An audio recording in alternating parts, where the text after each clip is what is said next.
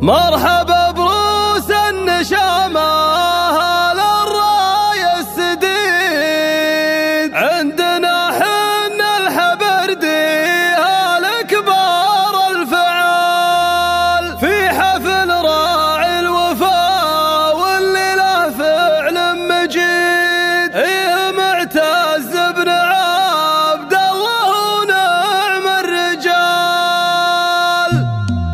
زان بدع الشعل باجزل طوارق القصيد، عادة الهجس ما يبدع سوى بيوت جزال، ينشد الطيب عسابه من الهجس جديد، والجواب سهل مدام الشرع جل مجال. مرحبا بروس النشامة للراية السديد، عندنا حن الحبردي هالكبار الفعال، يا ضيوف الحفل يا مرحبا وزني وزيد، عد ما حن الرعاد وعد ما هل الخيال، في حفل راعي الوفا واللي له فعل مجيد،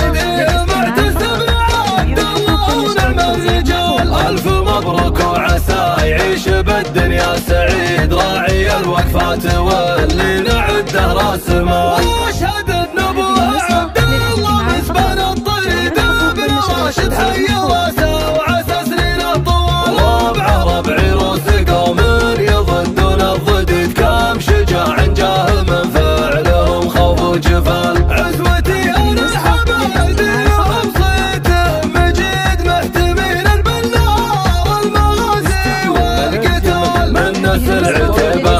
لين بصلب الحديد، محزم وسط القسام مزبن بسد الليال. زان بدع الشعل باجزل طوارق القصيد، عادة الهجس ما يبدع سوى بيوت جزال، ينشد الطيب عسابه من الهجس جديد، والجواب سهل مدام الشعر جله مجال. مرحبا بروس النشامة للراية السديد، عندنا حن الحبردي هالكبار الفعال، يا ضيوف الحفل يا مرحبا وزني وزيد، عد ما حن الرعاد وعد ما هل الخيال، في حفل راعي الوفا واللي له فعل مجيد،